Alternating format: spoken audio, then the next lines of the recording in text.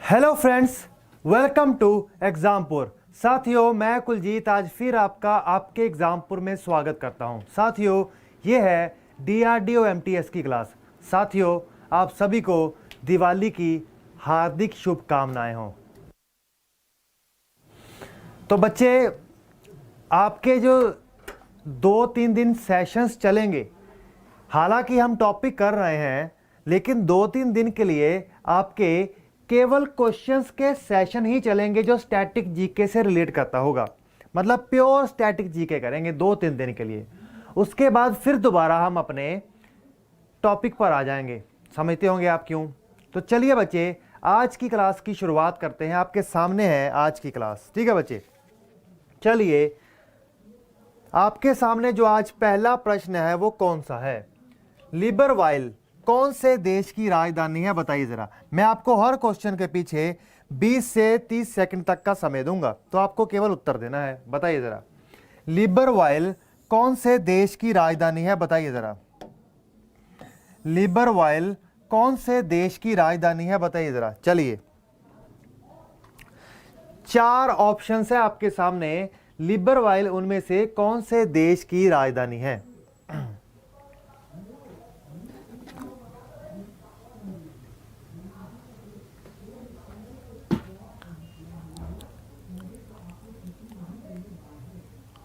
लिबरवाइल is capital of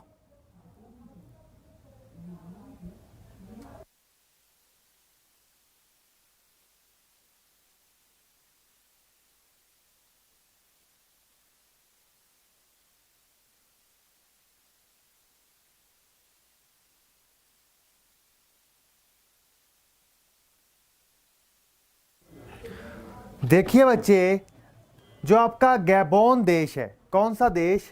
गैबनॉन देश है जो आपका, ये उसकी कैपिटल है लिबरवाइल। ठीक है बच्चे, लिबरवाइल जो आपका गैबनॉन देश है, ठीक है बच्चे, जो आपका गैबोन देश है उसकी कैपिटल है बच्चे। ठीक है, ये गैबोन देश कहाँ पर आता है? ये आपका जो अफ्रीका महाद्वीप है, अफ्रीका का महाद्वीप है, उसके बीचों बीच आपका गैबोन देश आता है बच्चे। ठीक है, तो ये है आपका, ठीक है बच्चे, लिबरवाइल।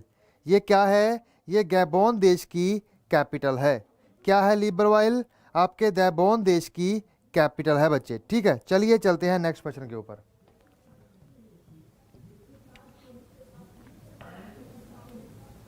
नेक्स्ट आता है गुड़ी पाड़वा। गुड़ी पाड़वा या फिर चैत्र शुक्ल प्रतिपदा, ये मुख्य रूप से कौन से राज्य में सेलिब्रेट की जाती है, बताइए जरा। गुड़ी पाड़वा या चैत्र शुक्ल प्रतिपदा मुख्य रूप से कौन से राज्य में मनाई जाती है, बताइए जरा। चलिए, 30 सेकंड का समय आपके पास है। गुड़ी पाड़वा, ये आपकी जो एक मूवी थी शूट आउट एट वडाला, उसमें भी इसका जिक्र है, बताइए जरा।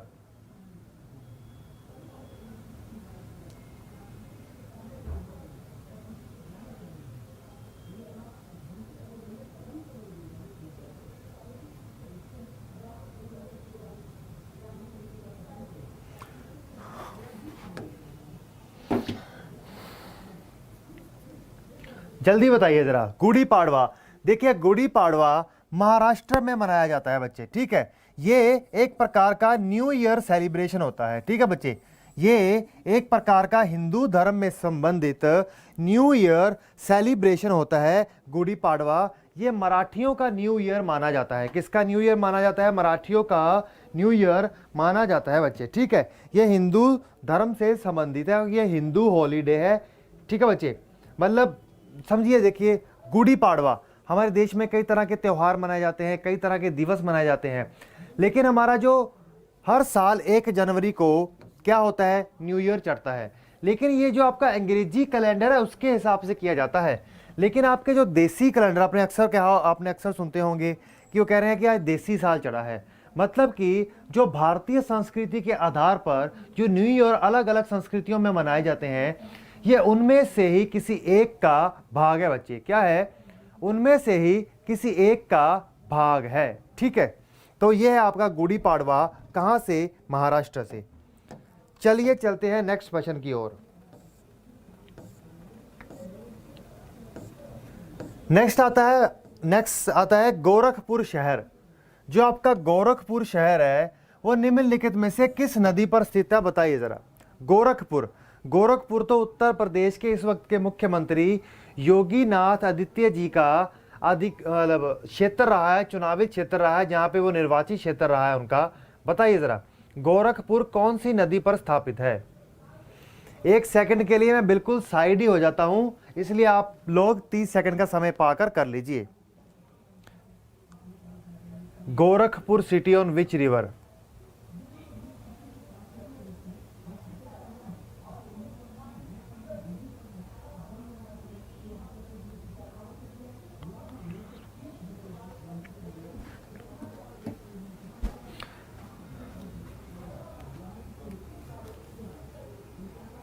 गोरखपुर, राप्ती, ताप्ती, गोमती, घग्गर, बताइए जरा कौन सी नदी के किनारे पर यह स्थित है। देखिए बच्चे, जो आपकी राप्ती नदी है, कौन सी नदी, राप्ती नदी है, ये घग्गर, ये गोरखपुर शहर राप्ती नदी के किनारे पर स्थित है। और ये राप्ती नदी घग्गर नदी की एक सहायक नदी है बच्चे, ठीक है।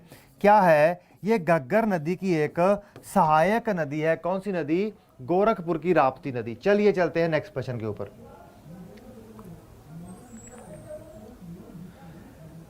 Phagli festival, Phagli festival celebrated in which state of India. जो फागली त्योहार है भारत के किस राज्य में मनाया जाता है, बताओ जरा।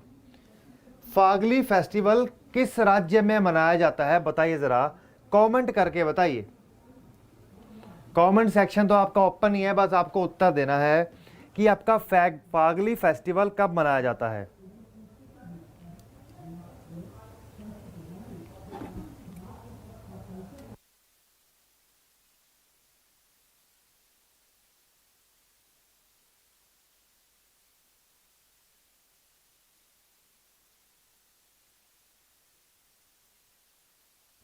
ये उत्तराखंड, हिमाचल प्रदेश, हरियाणा, राजस्थान कहां पर मनाया जाता है।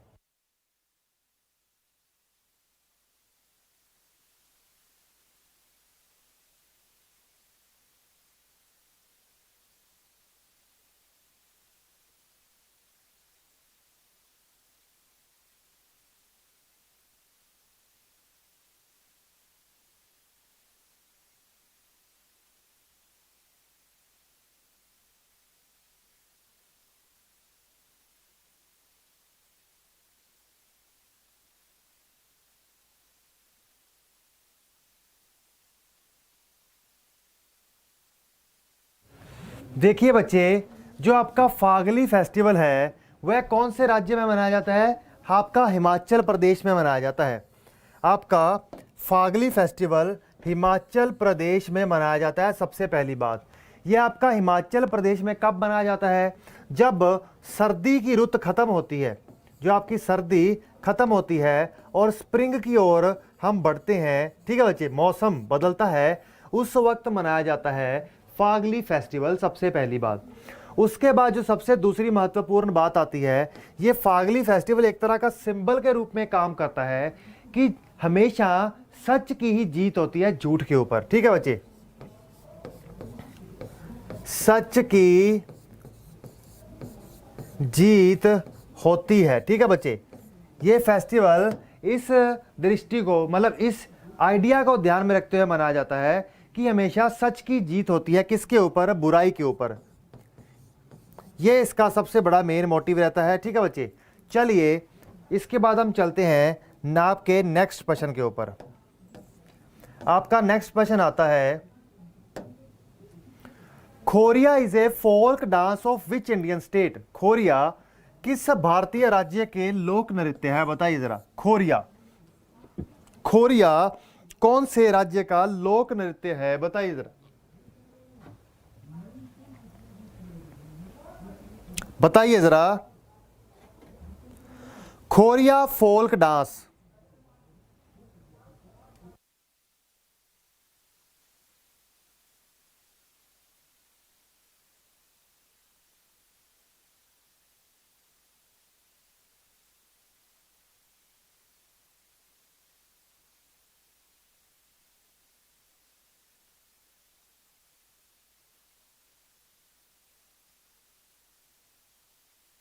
गुजरात, हरियाणा, मणिपुर, त्रिपुरा किस में मनाया जाता है, बताइए जरा।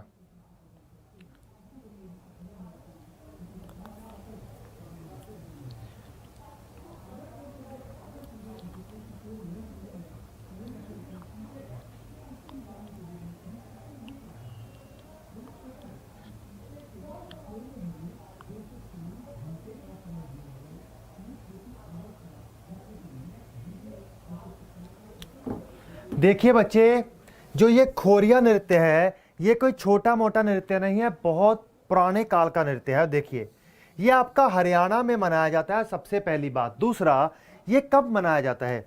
ये आपका शादी का मौका हो, शादी ब्याह का मौका हो, या कोई फंक्शन हो, ठीक है बच्चे, कोई फंक्शन हो या कोई त्यौहार हो, किसी खास मौके पर आपका ये खोरिया फेस्टिवल, ओ सॉरी, खोरिया नृत्य किया जाता है। माना यह जाता है कि जब से इंसान ने, माना यह जाता है कि जब से इंसान ने शादी जैसी परंपरा को शुरू किया है, तब से ये खोरिया नृत्य किया जाता है, ठीक है बच्चे, तब से ये खोरिया नृत्य किया जाता है, ठीक है बच्चे। और ये खोरिया नृत्य क्या है? जो झूमर नृत्य है बच्चे, ठीक है, झूमर डांस, ठीक है बच्चे, जो आपका कौन सा डांस है? झूमर डांस।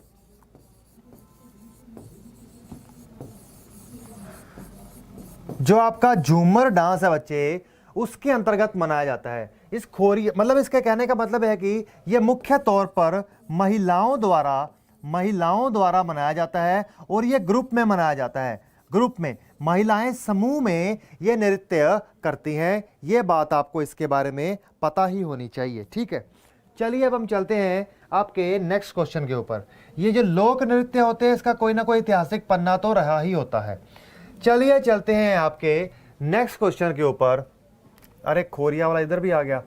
थसराना बर्ड सेंचुरी, जो आपका थसराना, देखिए हिंदी गलत हो गई है इसकी। थसराना, थसराना पक्षी अभयारण्य है ये, ठीक है बच्चे, थसराना पक्षी अभयारण्य है ये। आपका थसराना पक्षी अभयारण्य कौन से राज्य में स्थित है, बताइए जरा। थसराना बर्ड सेंचुरी, आपका थसराना पक्षी अभयारण्य कौन से राज्य में स्थित है, बताइए जरा।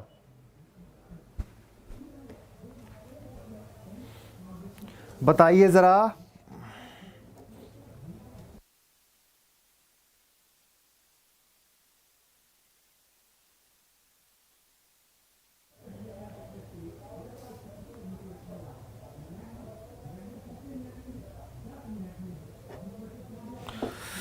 देखिए ऑप्शन का समय आपके पास है, आप कर सकते हैं। कर्नाटक, गोवा, उत्तर प्रदेश, सिक्किम। बताइए जरा, ये थसराना बर्ड सेंचुरी कहां पाया जाता है।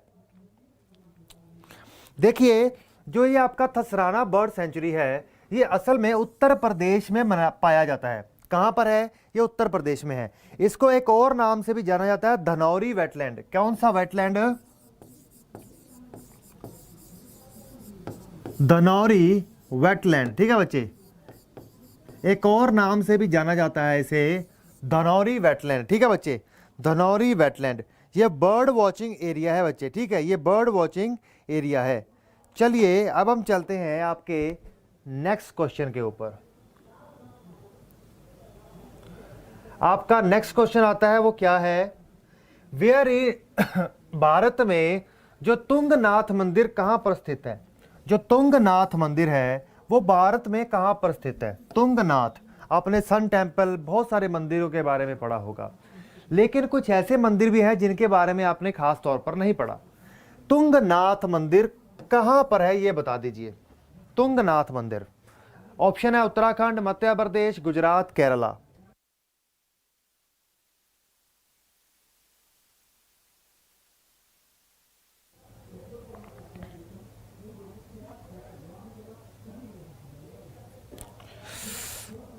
कुछ समय ही आपको दूंगा, ज्यादा समय नहीं दे सकता, मेरे पास भी लिमिटेड समय है। आप आंसर दिए जल्दी जल्दी।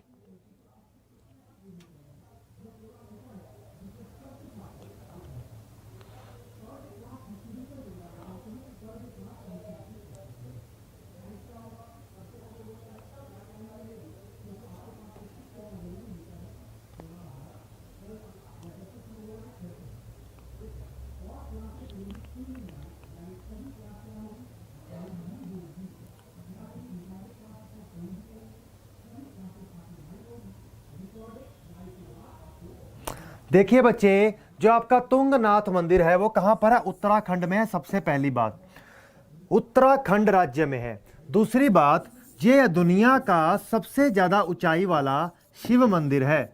ये दुनिया का सबसे ज्यादा ऊंचाई वाला शिव मंदिर है। और जो आपके पांडवास थे, ठीक है बच्चे, मतलब जितने भी पंच केदार के मंदिर हैं, आप ये भी समझ लीजिए, जितने भी पंच केदार के मंदिर हैं उनमें भी सबसे ज्यादा ऊंचाई पर है। और जो आपके पांडव थे, 5 पांडवों के बारे में पता है आपके? ये उन पांडवों में भी, उन पांडवों से भी संबंध रखता है ये मंदिर किसी ना किसी रूप में। पांडवों की जो, और जो महाभारत का सबसे बड़ी महागाथा है, उससे भी संबंध रखता है आपका तुंगनाथ मंदिर। चलिए चलते हैं इसके बाद नेक्स्ट क्वेश्चन की ओर। नेक्स्ट क्वेश्चन आता है आपका, who is the author of the book the race of my life? The race of my life के ऑथर कौन है बताइएगा। The race of my life, मेरी जिंदगी की रेस, इसके ऑथर कौन है? जल्दी जल्दी कमेंट करके बताइए, तुम्हारे नाम मैं ले लूंगा। दो दो बताइए जरा। टॉम एंड जेरी एंड करके काफी बच्चे कमेंट कर रहे हैं, तो कमेंट करके बताइए कि ऑथर, इस बुक के लेखक कौन है the race of my life. जल्दी बताइए जरा। चलिए, समय आपके पास है, बताइए जरा। मैं साइड हो जाता हूं, इधर चले जाता हूं।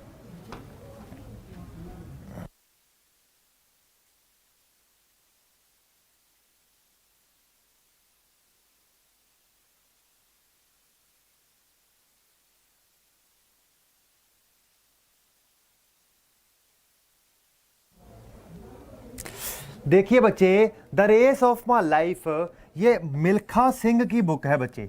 The race of my life किसकी बुक है? मिल्खा सिंह की बुक है। हम सब जानते हैं the race of my life, ठीक है बच्चे, ये किसकी बुक है? मिल्खा सिंह की बुक है, ठीक है बच्चे,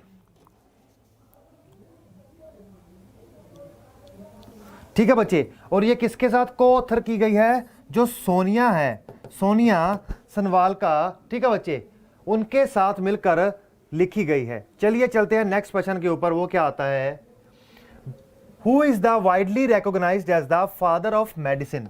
फादर ऑफ मेडिसिन किसे कहा जाता है? चिकित्सा के जनक किसे कहा जाता है बताइए जरा। वैसे तो भारत के आधार पर नहीं पूछ रहे हैं वो, वैसे तो हमारे भारत के भी हैं।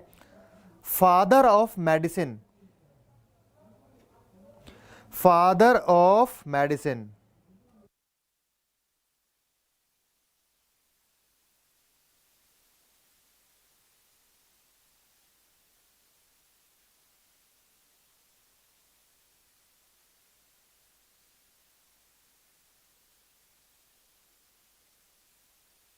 जल्दी बताइए।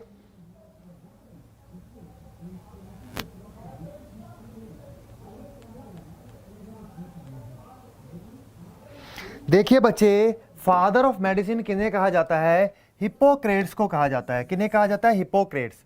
हिप्पोक्रेट्स 370 बीसी से पहले, ठीक है बच्चे, 370 बीसी से पहले, बीसी मतलब ईसा पूर्व, ईसा मसीह के जन्म से पहले बच्चे, ठीक है। कब? ईसा पूर्व, ठीक है बच्चे, 460 से 370 बीसी के बीच में आए थे। और ये ग्रीस से थे। कौन से देश से थे? ग्रीस से थे। हमने, ठीक है बच्चे, जो आपके फादर ऑफ हिस्ट्री थे उनका नाम बता दीजिए, वो भी आपके ग्रीस से ही थे, ठीक है। तो ये बहुत से ऐसे लोग हैं जो ग्रीस से निकल कर आते हैं। ज्यादातर इनके लोगों के नाम ग्रीस से ही संबंधित होते हैं, सीधे और उल्टे रूप से। चलिए चलते हैं नेक्स्ट क्वेश्चन के ऊपर। वो क्या है, which of the following is the largest archipelago? Largest archipelago in the world, दुनिया में दुनिया का सबसे बड़ा द्वीप समूह कौन सा है? Andaman Nicobar, Malaysia, Indonesia, Maldives. बताइए जरा, दुनिया में दुनिया का सबसे बड़ा द्वीप समूह कौन सा है? बताइए जरा, दुनिया में दुनिया का सबसे बड़ा द्वीप समूह, समझिए जरा, द्वीप समूह, जिसमें छोटे छोटे द्वीपों से मिलकर बहुत ज्यादा द्वीप इकट्ठे हो जाए ना।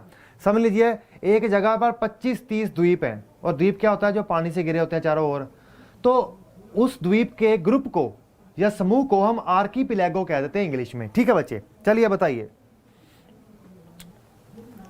मैं कहता हूं बहुत ही आसान प्रश्न है और इसका बहुत ही आसान उत्तर है, बस तुम्हें देने वाले होने चाहिए, बस तुम्हें देने वाले होने चाहिए। लार्जेस्ट आर्कीपिलेगो, अब मैं देता हूं आंसर, समय हो गया काफी। देखिए इंडोनेशिया, इंडोनेशिया भी तो असल में जावा, समुद्रा करके कई छोटे छोटे द्वीपों का समूह है। और क्या है ये? वैसे तो आइलैंड अंडमान निकोबार भी एक आर्कीपेलागो है, वैसे तो अंडमान निकोबार भी एक आर्कीपेलागो है, लेकिन जो आपका ये लार्जेस्ट इंडोनेशिया भी आपका क्या है? इंडोनेशिया भी आपका आर्कीपेलागो ही है। और ये कहां पर आता है? साउथ चाइना सी के नीचे आता है, पैसिफिक ओशन के पश्चिम में है, हिंद महासागर के पूर्व में है, तो ये साउथ ईस्ट एशियन कंट्री है बच्चे। ठीक है, चलते हैं नेक्स्ट क्वेश्चन के ऊपर। अब आप कह रहे होंगे कमेंट नहीं पढ़ रहे, कमेंट नहीं सुन रहे, ये नहीं सुन रहे, तो आप ये समझ लो कि आज क्वेश्चन कर लो, 2-4 दिन की सहूलियत दे दो मेरे को। ठीक है, which of the following is the world's largest peninsula? दुनिया का सबसे बड़ा प्रायद्वीप कौन सा है? दुनिया का सबसे बड़ा प्रायद्वीप पेनिनसुला। पेनिनसुला क्या होता है मैंने पहले भी बताया था। समझिए 3 और समुद्र हो और एक और महाद्वीप का एक छोटा सा भाग समुद्र की तरफ को निकला हो, उसे हम प्रायद्वीप कहते हैं। समझ लीजिए कि हमारा जो भारत है वो एशियाई महाद्वीप का ही भाग है, लेकिन वो हिंद महासागर की ओर को निकला हुआ है, इसलिए एक तरफ बंगाल की खाड़ी, एक तरफ अरब सागर है, एक तरफ हिंद महासागर है, तो तीनों तरफ से जल से गिरा है और एक महाद्वीप का हिस्सा है। तो क्या है? प्रायद्वीप। बताइए जरा कौन सा ऐसा दुनिया का सबसे बड़ा प्रायद्वीप है? भारत ही आंसर मत दे देना कहीं।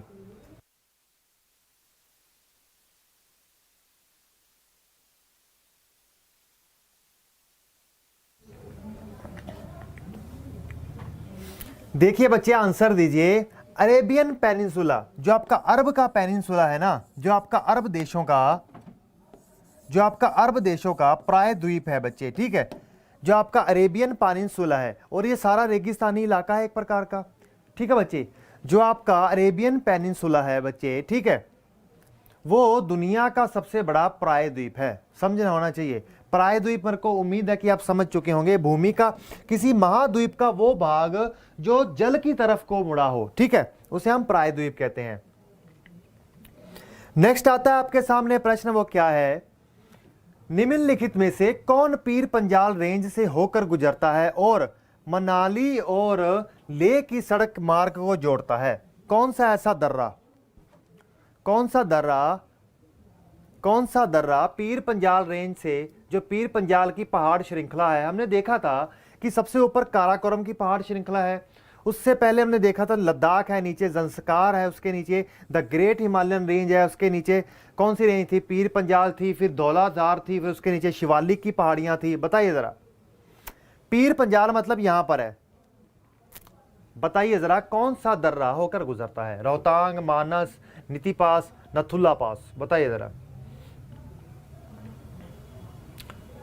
देखिए ये कुछ इंपॉर्टेंट दर्रे होते हैं जो आपको पता होने चाहिए, जैसे काराकोरम, पाल घाट, ये वाला, और भी 2-4 हैं। ठीक है, ज्यादा ना पता होंगे चलेगा, लेकिन कुछ इंपॉर्टेंट वालों का अगर नहीं पता होगा तो दिक्कत हो सकती है।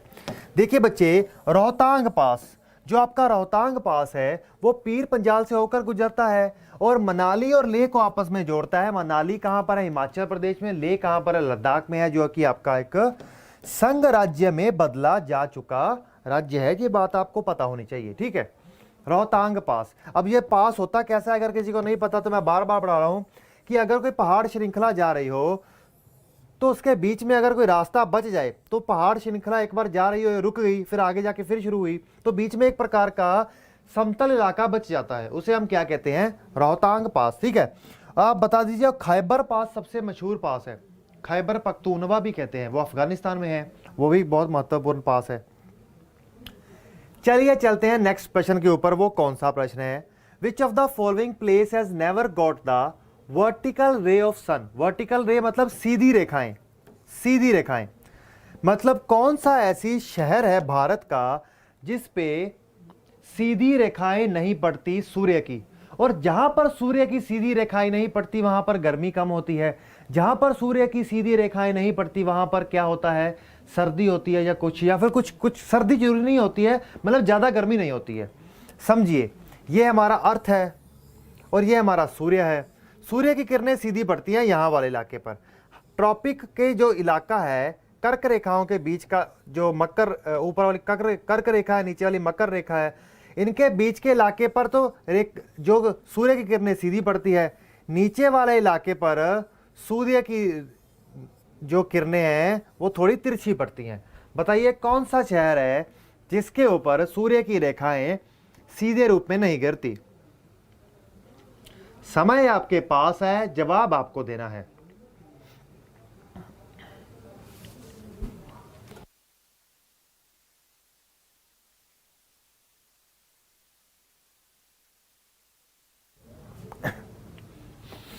देखिए बच्चे, श्रीनगर कौन सा है? श्रीनगर है। आपको पता होगा क्यों श्रीनगर है, बताता हूं, उसका लॉजिक देता हूं।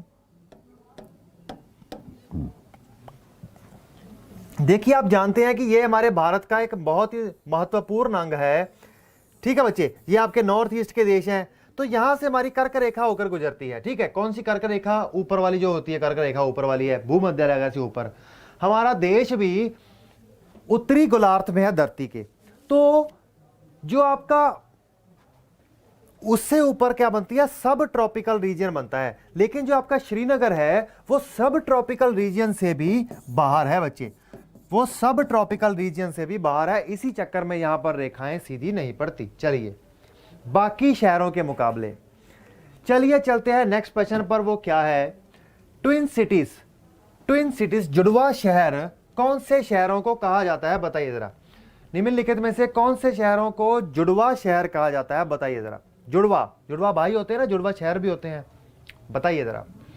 देखिए थोड़ा मोराल सा अपना हाई रखो, मोराल सा डाउन मत करना, सोचना मत, इधर उधर की बातें मत करो। ऐसी चीजों पे ध्यान देने के बजाय अगर क्वेश्चंस पे ध्यान दोगे तो तुम्हारा क्या हो जाएगा? उद्धार हो जाएगा। ठीक है, चलिए समय आपके पास है, उत्तर दीजिए।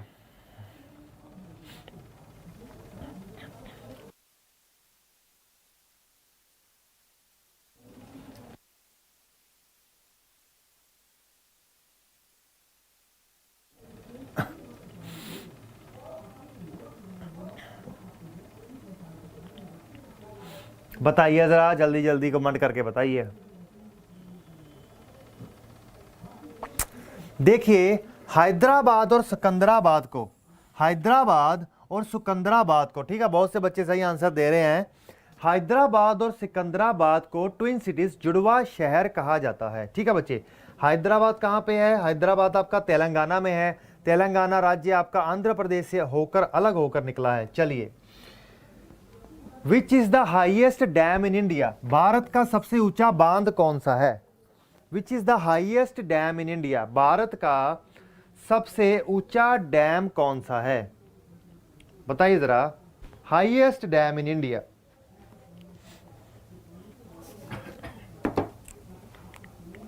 हाइएस्ट डैम इन इंडिया,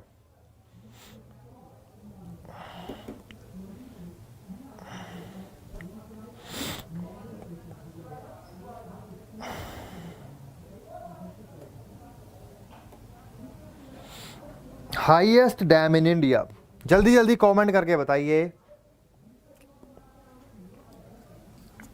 मतलब पूरा जहर काम करो, मतलब इस तरह से आंसर देना, बीच में कोई टाइम वाइम वेस्ट नहीं करना है। बताइए जरा, भारत का सबसे ऊंचा बांध कौन सा है? देखिए भारत का सबसे ऊंचा बांध टिहरी बांध है। ये है कहां पर? ये उत्तराखंड राज्य है, जो आपका जो पहाड़ी राज्यों में से एक उत्तराखंड राज्य है, ये उसका है बच्चे। ठीक है बच्चे, उत्तराखंड राज्य, ठीक है। टिहरी डैम उत्तराखंड राज्य में है। दूसरा, ये आपकी जो भागीरथी नदी है, कौन सी नदी? जो आपकी भागीरथी नदी है, ये आपकी भागीरथी नदी के ऊपर है बच्चे। ठीक है, उत्तराखंड का ये डैम भागीरथी नदी के ऊपर है, ये आपको पता होना चाहिए। चलिए चलते हैं नेक्स्ट क्वेश्चन के ऊपर। नेक्स्ट क्वेश्चन आता है आपके सामने, which of the following is defined as the northern frontier of India? निम्नलिखित में से किसे उत्तरी सीमांतों की परिभाषित किया जाता है? बताइए जरा, निम्नलिखित में से किसे भारत के उत्तरी सीमांतों में परिभाषित किया जाता है? जल्दी बताइए जरा, उत्तरी सीमांतों में परिभाषित किसे किया जाता है? उत्तरी सीमांतों में परिभाषित किसे किया जाता है? बताइए जरा।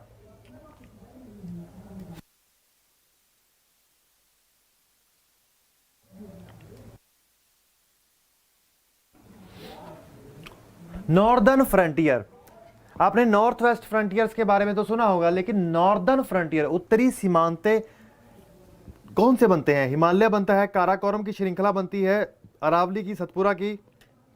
हो सकता है कि तुम इन दोनों पर ना फंसते हो, लेकिन मैं ये तो गारंटी देता हूं कि तुम काराकोरम रेंज और हिमालय की पहाड़ियों वाले जो ऑप्शंस है इसमें पक्का फंस रहे होगे। बताओ जरा, कमेंट करके बताओ, मैं आपके कमेंट्स की तरफ देख रहा हूं।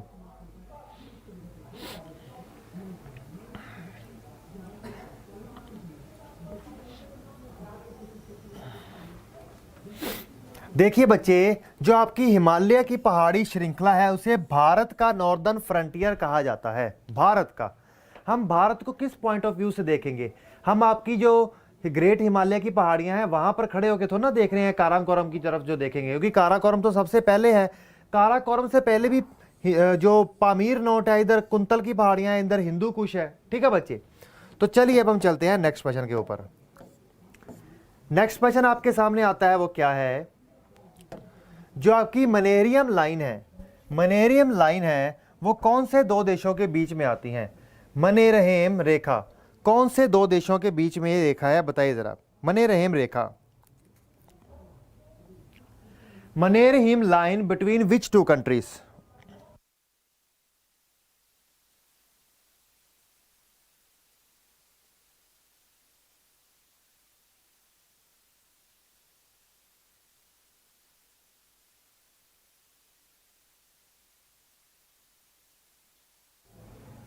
USA, Canada, Russia, Finland, Germany, France या फिर रशिया, सूडान?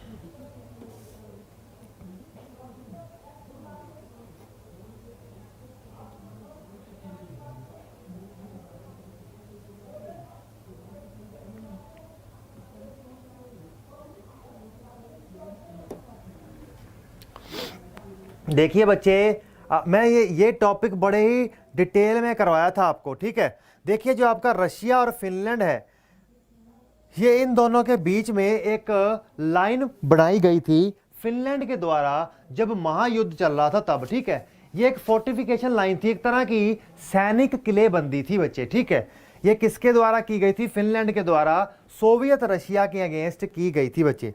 चलिए अब हम चलते हैं नेक्स्ट क्वेश्चन के ऊपर। नेक्स्ट क्वेश्चन आपका आता है, where did India conduct major tri service exercise? अभी जो भारतीय सेना की त्रिसेवा अभ्यास हुआ है, भारत में प्रमुख त्रिसेवा अभ्यास हुआ है, वो कहां पर आयोजित किया गया? बंगाल की खाड़ी, हिंद महासागर, अंडमान निकोबार या फिर मालाबार क्वास्ट? बताइए वह कहां पर किया गया, जल्दी बताइए।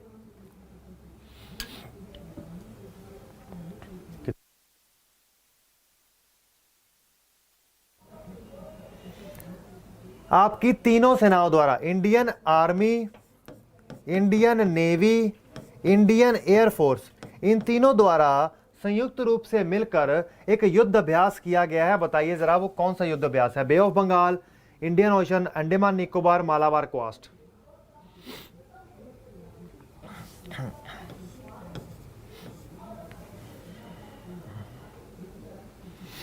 देखिए बच्चे, ये हुआ है आपका जो अंडमान निकोबार महाद्वीप है, महाद्वीप नहीं द्वीप है, जो आपका अंडमान निकोबार द्वीप है, ये उसमें किया गया है। किसके द्वारा किया गया है? जो आपका अंडमान निकोबार की जो कमांड है उस पर किया गया है। इस एक्सरसाइज का नाम क्या था? इस युद्ध अभ्यास का नाम क्या था? Bull strike. ठीक है बच्चे, क्या नाम था इस एक्सरसाइज का? Bull strike. बुल क्या होता है बच्चे? बुल आपका बैल होता है ना, बैल, इसका नाम रखा गया है बुल स्ट्राइक। इस युद्ध अभ्यास का नाम क्या रखा गया? Bull strike. तो समझ लो तुम बुल हो और ये उसकी स्ट्राइक है। चलिए चलते हैं नेक्स्ट क्वेश्चन पे, वो क्या कहता है? India signed MOU on covid vaccine with which country? Bharat ने कोविड-19 वैक्सीन पर किस देश के साथ समझौता ज्ञापन पर हस्ताक्षर किया है?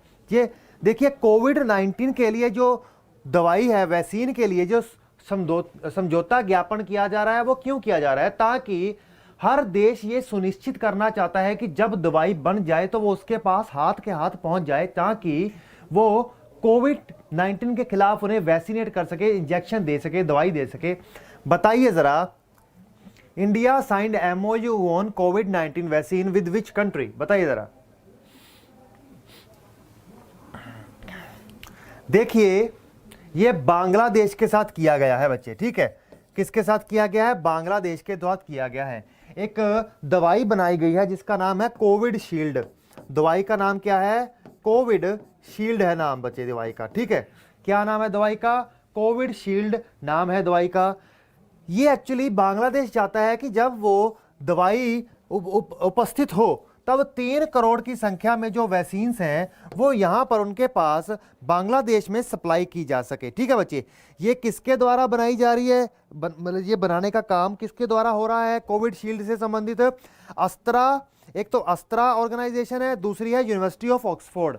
अस्त्रा और यूनिवर्सिटी ऑफ ऑक्सफोर्ड मिलकर इस कोविड शील्ड नाम की वैक्सीन को बना रहे हैं, ठीक है बच्चे।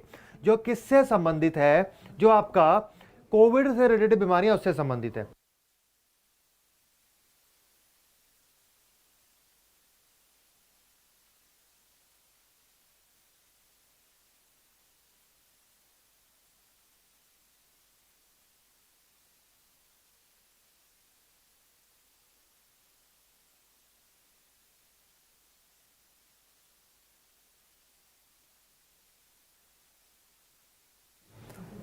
देखिए बच्चे, कहां पर होता है? बांग्लादेश में ये किया गया है, ठीक है बच्चे। देखिए, ये केवल भारत या फिर बांग्लादेश ही ऐसे देश नहीं है जो ऐसे समझौता ज्ञापन कर रहे हैं। जो भी संगठन इन कोविड जैसी दवाइयों को बनाने में लगे हैं, उन संगठनों के साथ America, UK, France, Germany, Russia, Japan, Italy, ये सारे बड़े देश या फिर चाइना जैसे बड़े देश भी समझौता कर रहे हैं ताकि वो बचा सके। किसको बचा सके? ठीक है बच्चे, जनता को बचा सके। सबसे बड़ी बात तो अपने देश की जनता को, उनको ये नहीं है कि मतलब ये देखा जाए कि जिनको सबसे ज्यादा वैक्सीन की जरूरत है सबसे पहले उनके पास पहुंचाई जाए, नहीं, उनको ये है कि हमारे पास पहली पहुंचा दी जाए। ये एक सबसे बड़ा कारण है। इसी के चलते बांग्लादेश अपनी भी सुरक्षा को सुनिश्चित करना चाहता है कोविड-19 की दवाई को लेकर, जो कि है आपका को क्या नाम बताया था मैंने आपको? कोविड शील्ड, ठीक है बच्चे, कोविड शील्ड। ये किसके द्वारा बनाई जा रही है? एक तो अस्त्रा, दूसरा यूनिवर्सिटी ऑफ ऑक्सफोर्ड के द्वारा मिलकर बनाई जा रही है। ये बात आपको पता होनी चाहिए। क्या नाम है? कोविड शील्ड वैक्सीन, ठीक है बच्चे, कोविड शील्ड वैक्सीन।